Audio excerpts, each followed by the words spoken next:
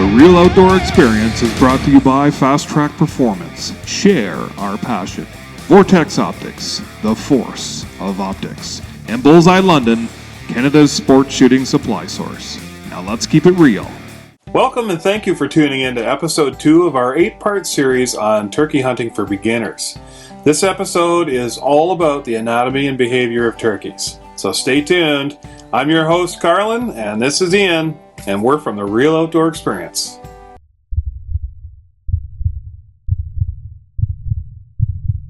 May your tag of a lifetime finally come through. May the snow pile up and the elk come down. May your socks always stay dry. May the herd bull finally break from the herd. And may your aim always stay true. Welcome to the next level. Welcome to the Vortex.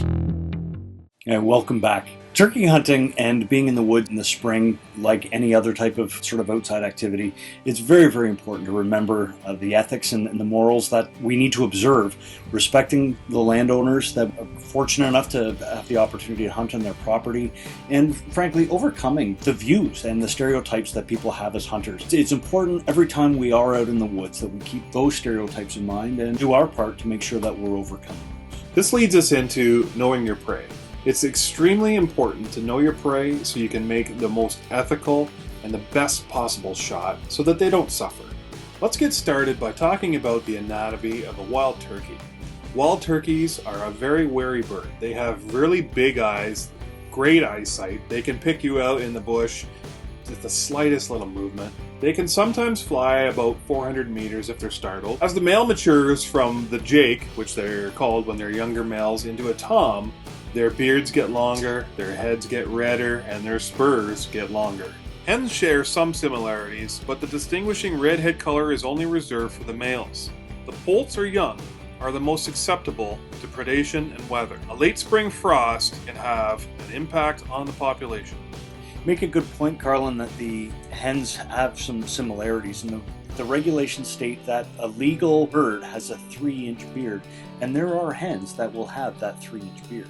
A bearded hen is a legal bird to take in the spring, but ethically, if you take the hens out of the mix, they're not going to be laying clutches of eggs. Although it's allowed, it's an individual call on whether it's appropriate or not to take a bearded hen. Turkeys are native to North America, but in some cases had to be reintroduced due to fading populations, as in Ontario, for example.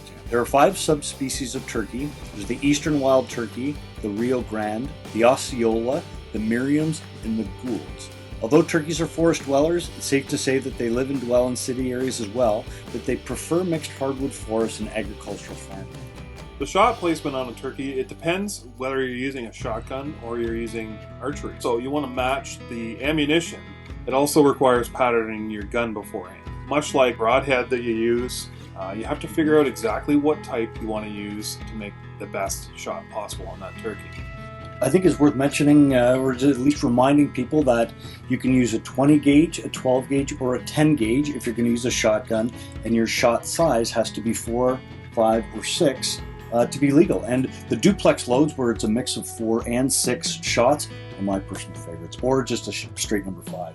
Great load for a shotgun. Also, a great opportunity to understand what your own range limitations are. Every shotgun is going to shoot a different shell, different ranges, and different patterns. Understanding exactly what the combination of your gun and shell choice is going to do at 20 yards, 30 yards, 40 yards is very important, having a quick and ethical harvest. When we're using archery, whether it's a compound bow, recurve bow, or a crossbow, body shots and heart shots are generally more recommended. And again, understanding Carlin's point about the anatomy of a turkey. Where does the heart sit on a profile, so you can make sure that you are getting the vitals when you take your shot. Unless, of course, you're like our friend Jeff Kavanaugh, friend of the show, an extraordinary archer who can and has taken headshots on wild turkeys. I don't recommend it for most of us. We'll see a lot of turkeys running away. In Ontario, we've got a spring and a fall hunt, and the spring for me is easily the most exciting. The spring is when the breeding season is for turkeys, and using calls to mimic a hen that is going to be receptive to the advances of a male